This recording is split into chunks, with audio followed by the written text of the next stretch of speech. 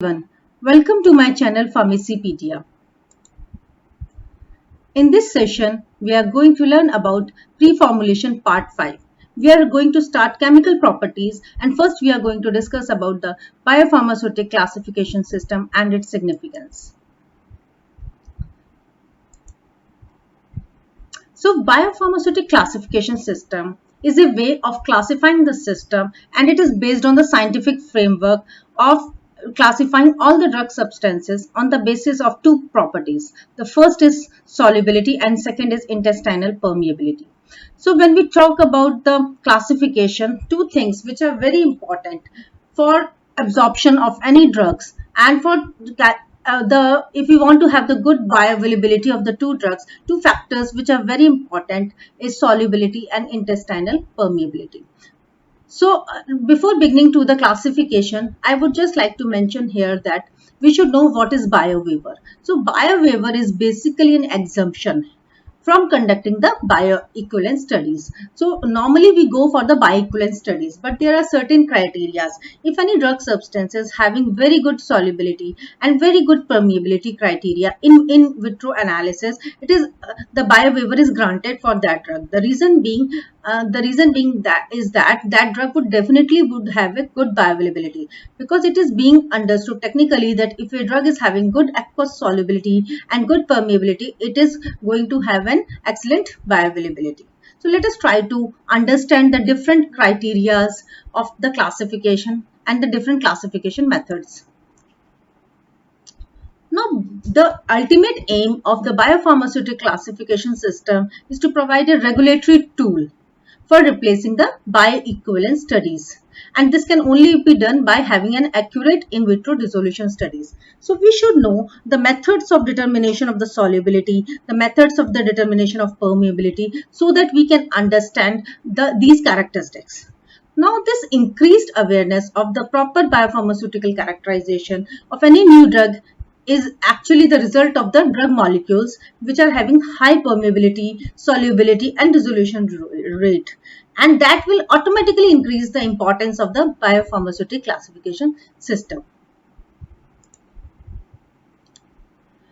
So the system was developed by the famous scientist Dr. Gordon Amidon. Now he's a distinguished science awardee scientist from the US Food and Drug Administration, and he presented this classification system. Now this classification system was introduced into regulatory decision making process in the guidance document on the immediate release dosage forms. So this classification was found to be most relevant for the immediate release dosage forms. Previously it was devised to understand and give approval for the scale up and post approval changes, but now it is having a broader horizon, and this classification system is a very helpful tool in understanding the importance of the bioavailability and the classification of the drugs. So this is the basic classification system, whereby you will see two parameters. First is high solubility, low solubility, high permeability and low permeability. So we have divided all the drugs into four categories: class 1 drug, class 2 drugs, class 3 drugs and class 4 drugs. So now you can see that class 1 drug belongs to the substances which have very high solubility as well as high permeability, and class 2 drugs belongs to the drug substances which have low solubility but high permeability. Class 3 drugs, again, high solubility and low permeability. Class 4 drugs, low solubility and low permeability. So what can we understand from this graph? We can understand two things. Class 1 drugs since they have the high solubility and high permeability, definitely they would have a very good bioavailability. The dissolution data would be good because the drug would be immediately released into the systemic circulation. So this is the only class which is having this biowaiver. Biowaiver, as I have told earlier, is the exception granted and the permission granted not to conduct the bioequivalence studies. So this is the only class having this advantage of biowaiver. Now again, Another class which is very tough to formulate is the class 4. The reason being, since it is these drug substances have low solubility and low permeability, so they reaches into the systemic circulation in a very poor amount and at a very poor rate. So that is again a challenge to formulate such type of the drug substances. Now class 2 and class 3 can be understood in terms of their solubility and permeability behavior. Now these are the two classes on which we need to work, we can actually work upon and improve their bioavailability. For example, the class 2 methods have low solubility and high permeability methods. So like these drug substances have low solubility, so there are n number of the methods whereby we can enhance the solubility of the drug substances. So as a formulation scientist, you can work ahead with the class 2 drug substances. Now class 3 substances have low permeability, so there are methods to improve the permeability. Permeability enhancers are there, so by adopting either of these methods, we can work upon the development of good dosage forms even with the class 3. But class 4 drug substances are the real challenges to work upon.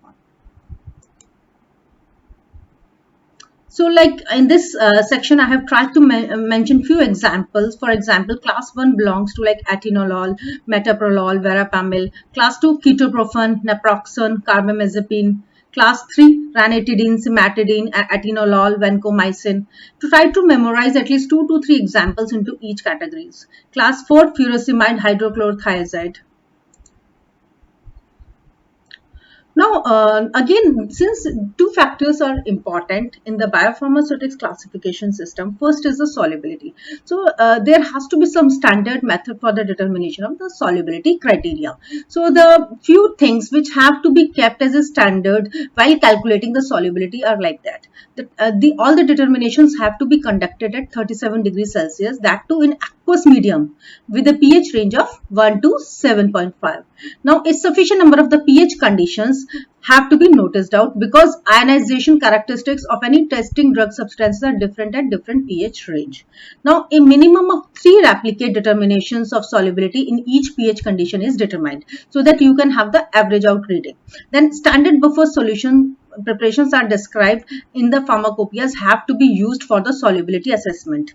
Now, methods other than the shake flask methods with justification, for example, the acid-base titration methods can be utilized. So, the very important points to remember here is that the solubility determination has to be conducted at 37 degrees Celsius in triplicate readings, and the average have to be carried out, and the solubility determinations are to be done in the pH range of 1 to 7.5. Then next we move on to the determination of the permeability. So again, like determination of permeability is not easy. You have, because it is not just on the basis of the lipophilicity.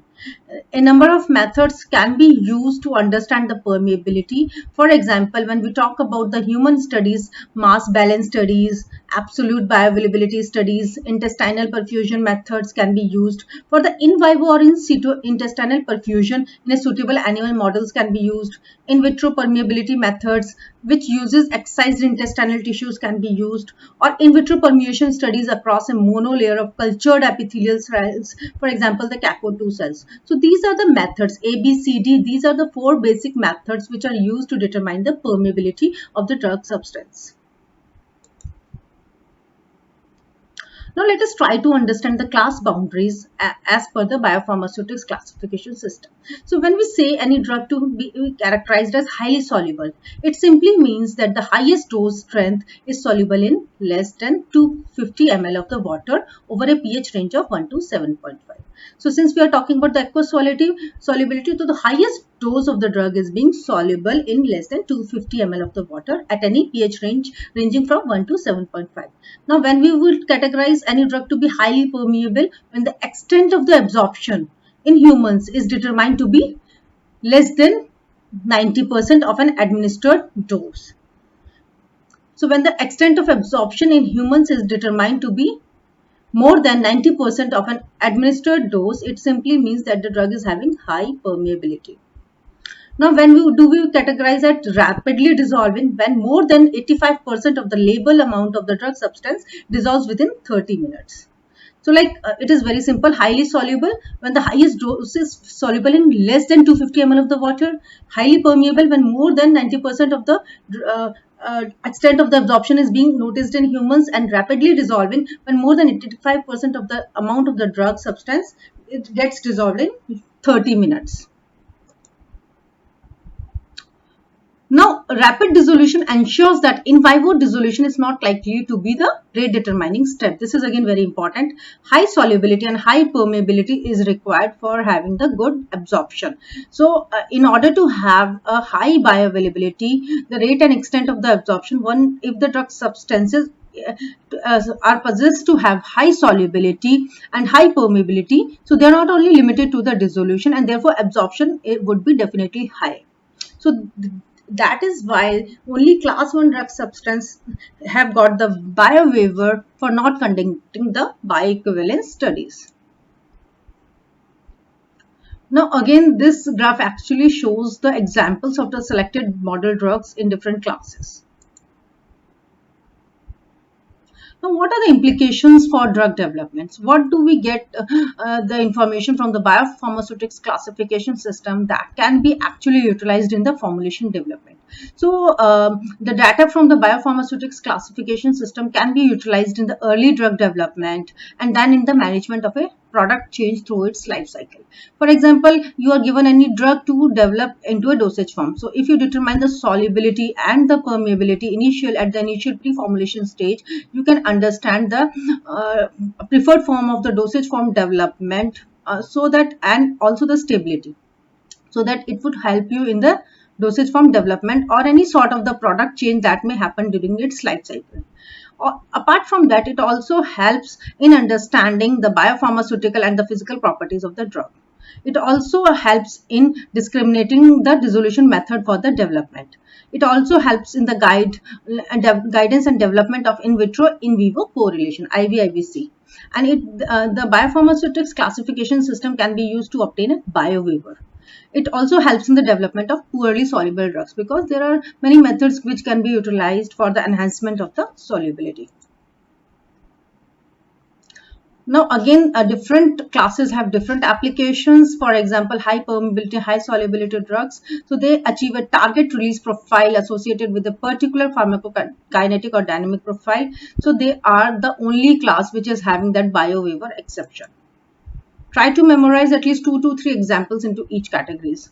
Then class 2, they are widely used, and if the with the addition of the surfactants or like other techniques like micronization, or they can be formulated as emulsions and microemulsion systems using complexing agents like cyclodextrins. So cyclodextrins are basically the complexing agent which enhances the solubility. So these are the 3 methods of enhancing the solubility: addition of any substance, or like addition of surfactants, or micronization, whereby you reduce the particle size. In class 3, you can enhance the permeability. So it actually requires the technologies that address the fundamental limitations of absolute or regional permeability. So peptides and proteins constitute this part of the class 3, and the technologies handling such materials are on rise nowadays. So actually this is difficult part to enhance the permeability. Then class 4 is the only class which is having a real challenge in the development of the dosage form. So it provides a major challenge. Now, what are the limitations of a BCS as a product of the drug disposition? As I've told, like permeability, it is difficult to enhance the permeability, and at times it becomes very difficult to convince the regulatory agency as well. Now, many drugs are sometimes misclassified as class 4 compounds, although in class 3, the reason being that there is a little predictability of the BCS classification for the drugs beyond class 1. So, class 1, class 4 are very clear, and class 4 having real challenge in the formulation development, class 1 having the bio waiver, and class 2 and class 3 can be worked upon for the formulation development. There are many methods, and by utilizing and adopting either of the techniques for enhancing the solubility or enhancing the permeability, the dosage form can be really worked upon. So this classification basically helps in the development of the dosage forms. Thank you so much for watching my video. If you like my video, please do like, share and subscribe to my channel Pharmacypedia for getting further updates. Thank you so much.